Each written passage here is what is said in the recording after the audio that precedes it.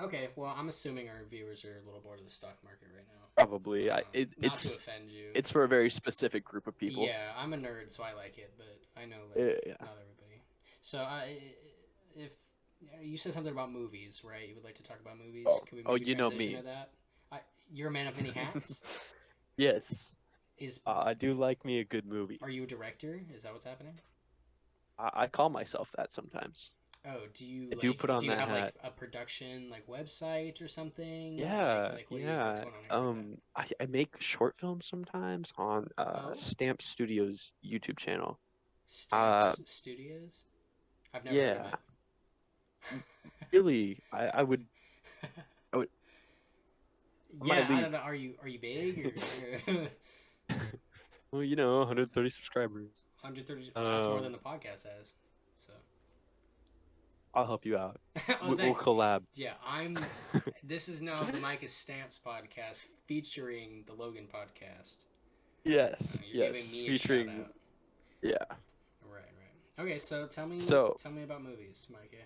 well, what do you want to know? What's your, Okay, so you I'm got any looking questions about two routes movies? here. We could talk about your personal like career as a director or filmmaker, or we could just talk about like movies, just like the idea of movies and what we like and stuff. So it's up to you. If you want to make it personal, you Well, can. If you don't, that's okay. we could go into the personal later, but let's talk about just movies in general. Okay, Um, movies. you just recently watched Inglorious Bastards. I did. I did just watch that. Amazing movie. Tarantino. 10 out of 10. I For love those of you who Tarantino. don't know what Tarantino is, he's like a cult classic director. Pulp Anyone who watches Fiction, movies Kill for Bill, like jobs has watched a Django. Tarantino movie. Yeah, So good. yeah, he's got good titles. They're good movies. Yeah. They're a little bloody, a little visceral, A but little they long, they have good, little long, slow but sometimes. it's good filmmaking. It's very good. It's Um, quality. right. Some things about that movie. What really fascinated you about it from a technical side? Technical? Oh, it's everything. Yeah. I think my favorite thing about Quentin Tarantino is his ability to use the camera and have these very wide, descriptive, slow shots. Like he's very, very Mm, fond of like a scene sitting on a character and then he'll just zoom out for like at least 90 seconds. Just very hmm slow, like zooming out, panning out to show the rest of the scene as this character's doing something. Yeah, like those are really Almost to good. say like the character, this is the character, and this is the like fucked up surrounding that they're in. Sure, that's a very Quentin Tarantino Kind of like quote. putting the character in a juxtapositioned environment, Sure, you could think about like it like putting that. them out of place. Yeah. I think he just has a really neat style. He's very good at his sweeping shots. hmm His ability to just create like a good scene is unparalleled in my opinion. I've never met hmm somebody who has such. It's just creative and it's grand. It's very grand. The same way that Star Wars is Yes, grand. I yes, look at yes, Quentin yes. Tarantino's films as like this is art. Like this takes skill. This is saying something. Not that every movie isn't saying something, but I You'd hope just saying something. I don't know. You I hope the watch his message is movies and I clear. feel inspired. I feel inspired on a technical level, metaphorical level, just like storytelling level. Yeah, oh my god, his stories are just insane. I don't know if he repurposes them like Shakespeare stories or whatever, but they're crazy. They're Yeah. slow. They're Well, Inglorious bloody. They're Bastards was intense. a book that he took, and then he Right, just I made it knew into a that. movie. And then there was his most recent work was Once Upon a Time in Hollywood, and that was the Sharon Tate murder Right. of the Exceptional movie, 60s. by the way. That was amazing. That I was also a shout out to really good one. Brad Pitt and Leonardo DiCaprio for being possibly the two greatest actors to ever exist. It's great when they work together. Oh, it's I, so good. it's awesome. Wow. Movies. It's just okay. So movies are a way of telling stories, right? Humans are Right. the Always story. the natural storyteller. That's all we do. All we do Right. is tell stories, and we are so like biologically, innately, spiritually, just attracted to storytelling. And what better way to do that than with film? You Right. can put music in the background. Just You watch it. can Yeah. show It's any kind everything. of scene, and it's a way of really, really putting someone else's imagination into your brain, like directly, Yeah. It's a way of without words. communicating Yes, imagination. and it's phenomenal. The amount of like even your short films. I have seen them, by the way. Like your Okay, short good. films. I hope so. It's just I enjoy looking into how other people think, and that's pretty much the entire Yeah, concept of the podcast right now.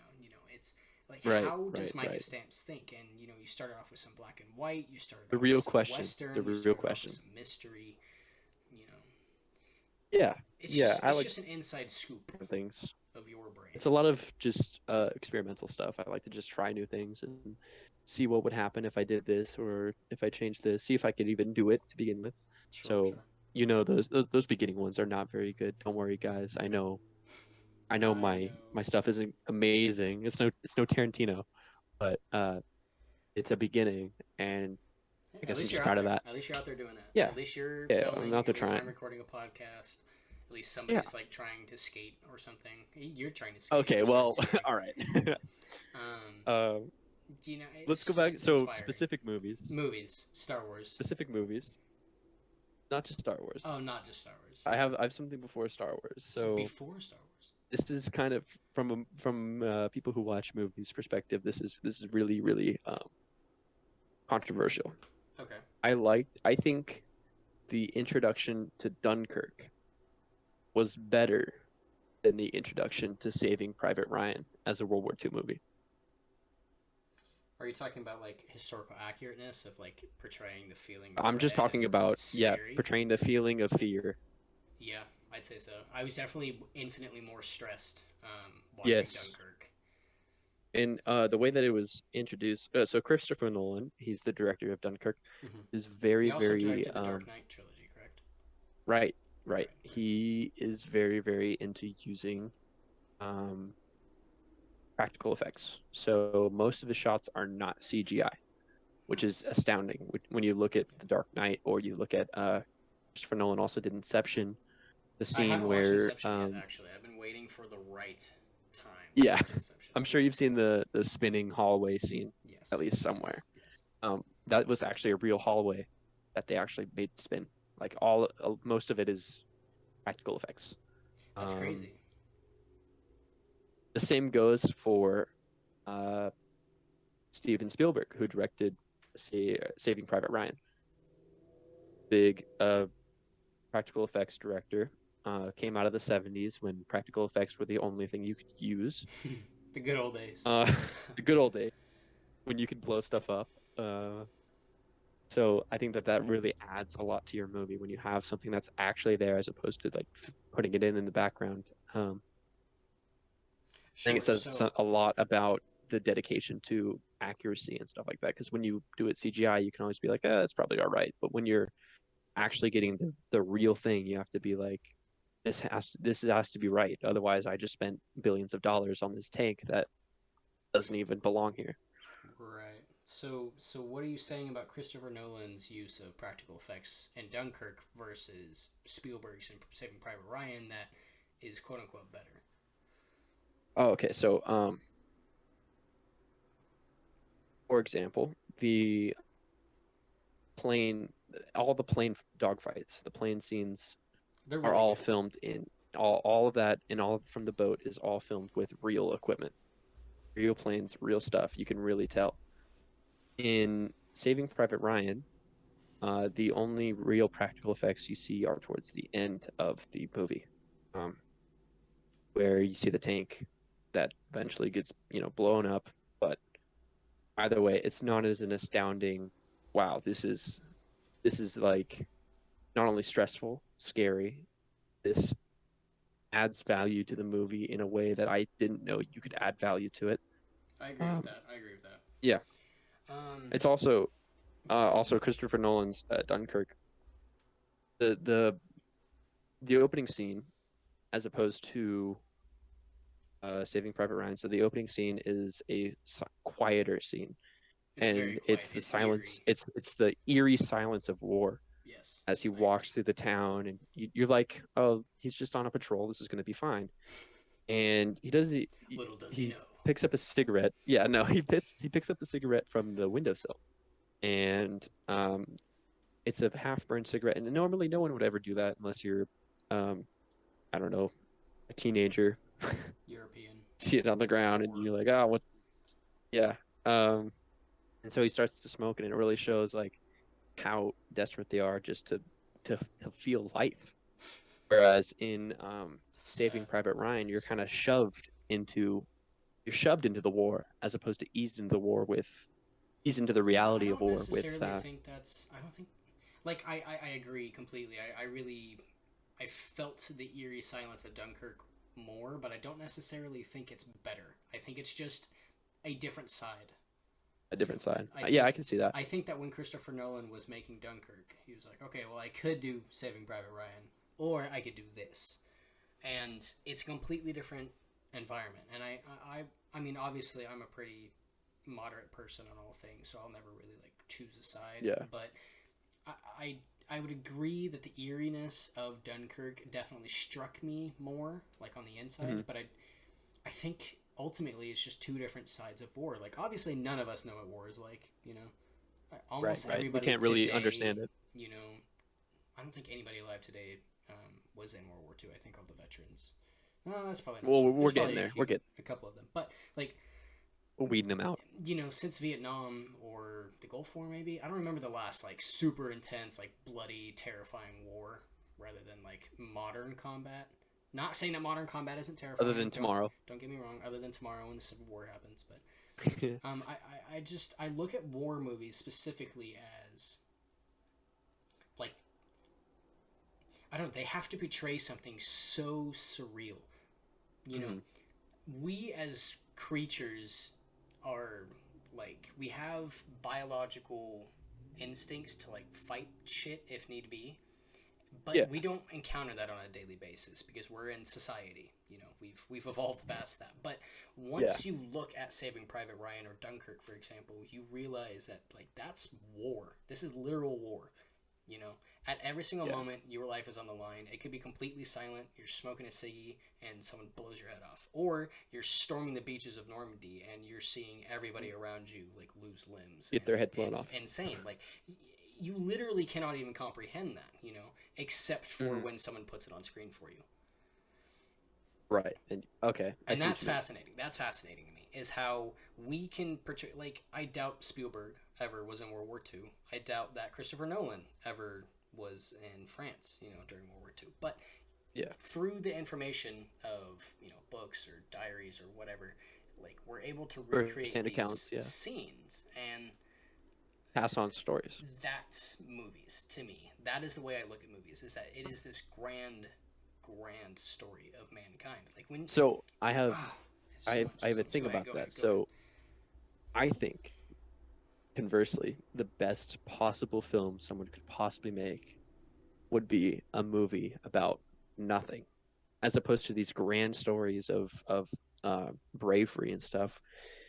Look at some of the stories about nothing that are so compelling that you think about all the time. One of the most recent ones that I watched was mid '90s. I don't know if I have not watched that. it's kind of it's an A24 film, so they're um, real involved with camera work and stuff and hiding hidden meanings and things. Sure. And it's a movie about being a teen or a preteen in the '90s, and it's truly a movie about nothing because nothing happens that would truly affect you today. Nothing happens that would affect anyone. You normally would watch you tune in to watch the news because it's something that's going to affect you. You tune Sure. in to watch any TikToks because you think one would be funny that would make you laugh, but affect you. But this movie was really about nothing. It didn't really, and yet it evoked feelings in me and made me want to keep watching. It compelled me. That is that is like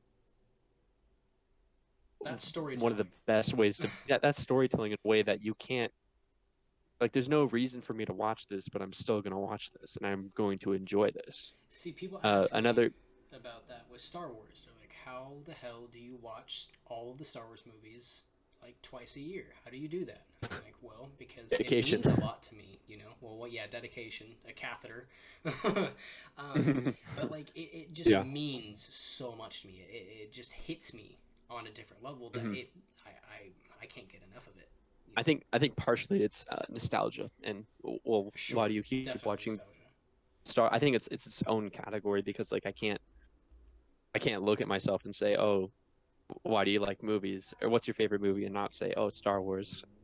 But aside from that, the ultimate movie would be a movie about nothing that really has no meaning. There's no, well, it has a meaning, but it has no effect on you in your daily life. Sure. And yet it's so relatable because it's about nothing. And so oftentimes we aren't doing very much. We're doing almost nothing.